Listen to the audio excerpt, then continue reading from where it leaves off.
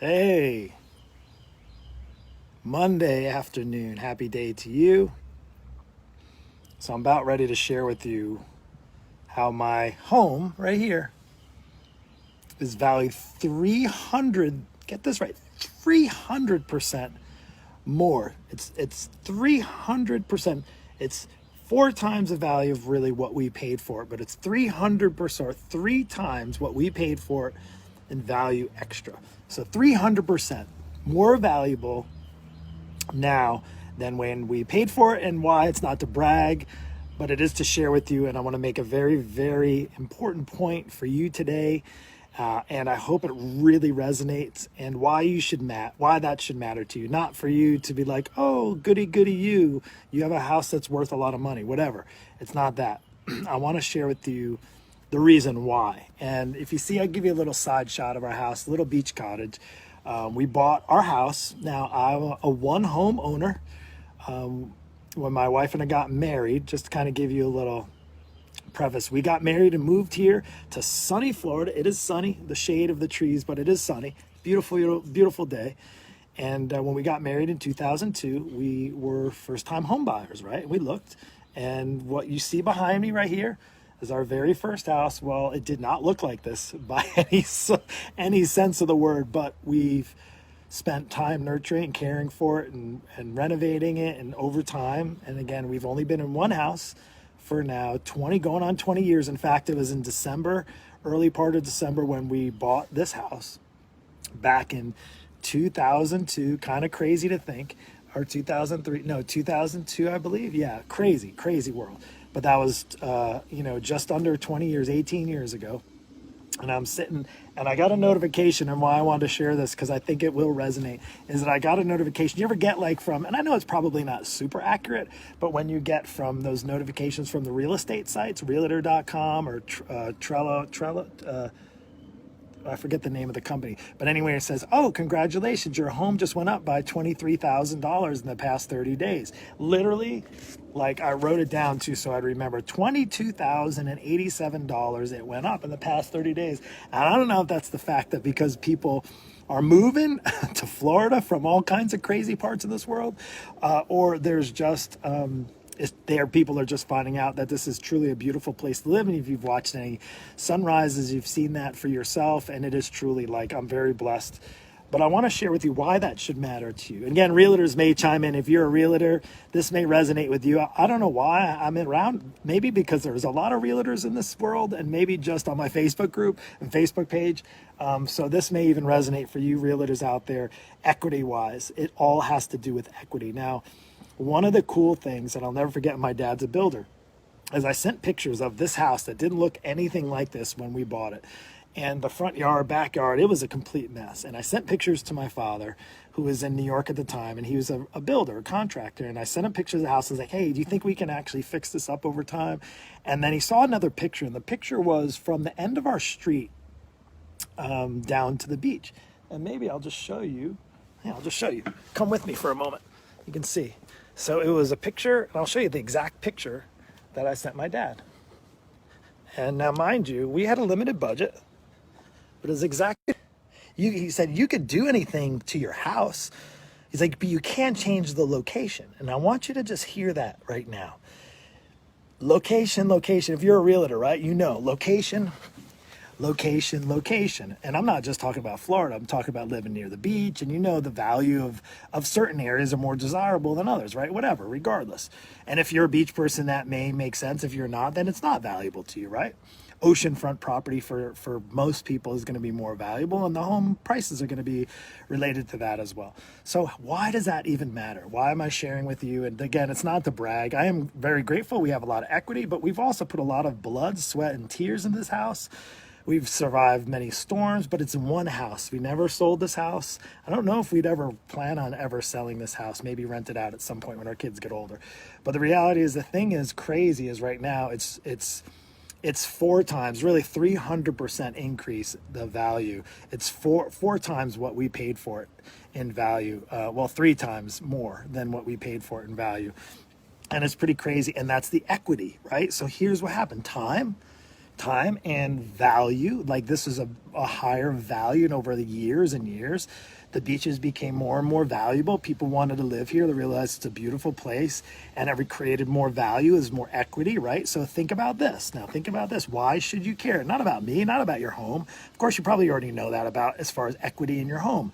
And if you're a home owner, you realize that. Now here's the crazy thing, right? Because we went through the market when it crashed as well, and our home value went down. It was right after we got done renovating. We put those cedar shingles on and did a big renovation on our house, put in a big amount of money into our house to make it actually a home, to help make it a home.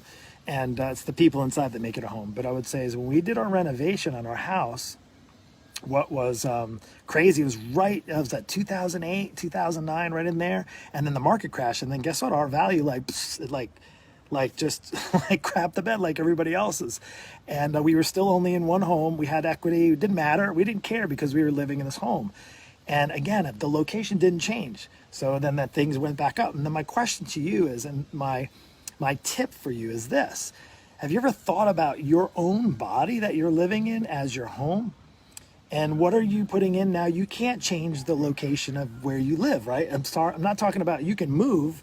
Like you can move, hey, like my old Frosty back there, you see that? Free Frosty, free Frosty. That's been in my wife's family for years and years. See him in the back corner underneath the flag? Let's see if I can point right down there. Yeah, free Frosty. Yeah, so you can certainly change your home, right? You can sell your home and move to a different location. But when it comes to you, like you, I'm talking about you, where you live in your body. You have one body to go through life with, right? It's not like you can just trade it in for like you can for a new car. You can't trade in your body. Now you can maybe trade in parts of your body and get a little nip tuck here and there, a little suction out here and there and that sort of stuff. But you can't change your body where you reside. Essentially, even if you move locations of where you live physically in your home, it's still you. So my question to you is, how much do you value you?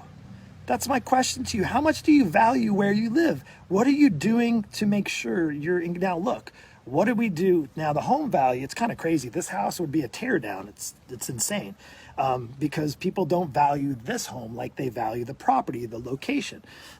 And my question to you is, how much do you value you?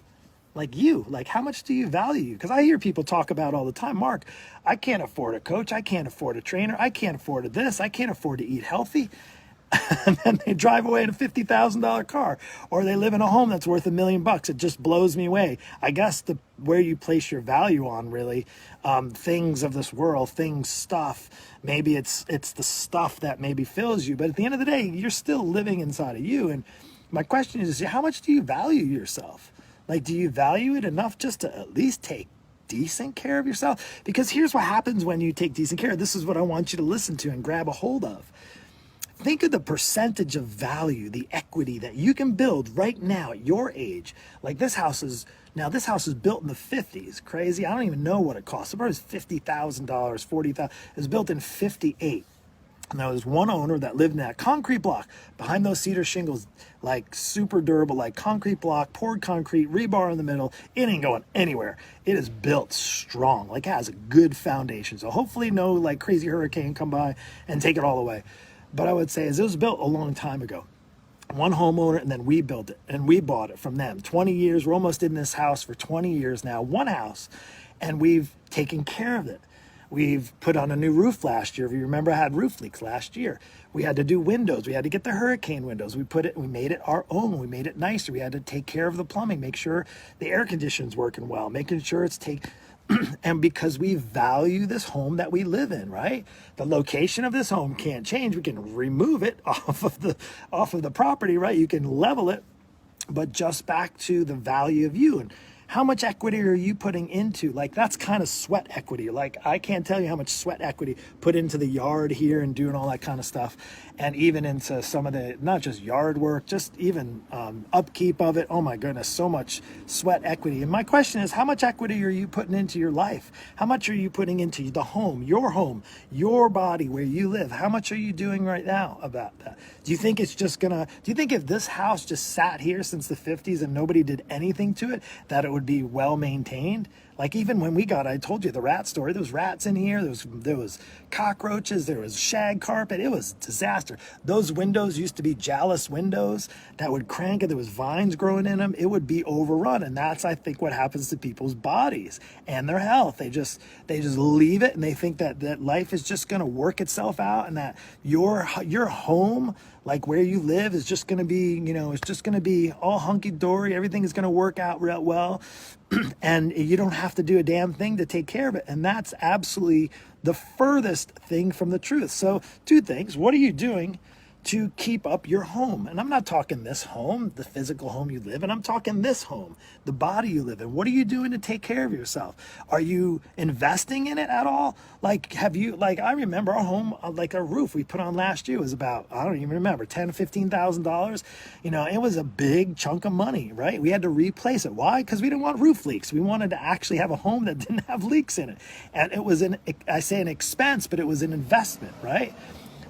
It's crazy to think that people don't value themselves enough to think that they're worth an investment in, say, a coach. I can tell you, I am the byproduct of 3. If you like what I talk about, if you like, if you're a coaching client, you already know about my program. But if you like seeing me come online, if you don't have to keep following me. But if you've enjoyed that, know that it's partly a byproduct of not me just trying to get you into my coaching program. It's a byproduct of having some amazing coaches. I have spiritual help. I have physical help from a trainer, a coach who's helping me with my fitness journey to help make sure that I'm becoming the best. I'm investing in myself. Here's what's kind of funny is to think that people are going to go through the holidays and spend on all this ridiculous junk stuff that is going to have no value after time, may not even be something you even want or you even know your family member wants. You might just blow it. Yet then when it comes to investing in yourself, you're like, no, I can't spend. The first thing I hear is, I can't spend that kind of money. I never said anything about spending the money. I talked about investing. And I can tell you, now for a year that's been as crappy for as many people, and I've had to deal with a lot of the crap myself, on a standpoint from mentor to mentee, it's been one of the most growth-filled years in my entire life, not only in a business sense, not only in a relationship sense, everything all the way at the top. I can't tell you how excited I am to know that I'm investing in myself, I'm investing in my business, I'm also investing in my family. And that's something that, gosh, it comes down to where you reside. Again, talking about the value, like you think 300% is something, that was 20 years, right? Almost 20 years of being this home to get a 300% investment, return on my investment, right? If we were to sell our home today, and I know a lot of realtors don't reach out to me and we're not selling, like, well, of course, for the right price maybe, but we're not selling. But I have realtors that come by, hey, your home, your neighborhood, that's desirable. There's not a lot of inventory, blah, blah, blah. No, we're not selling, sorry. But I would say is, if that's valuable, can you imagine when you invest in yourself?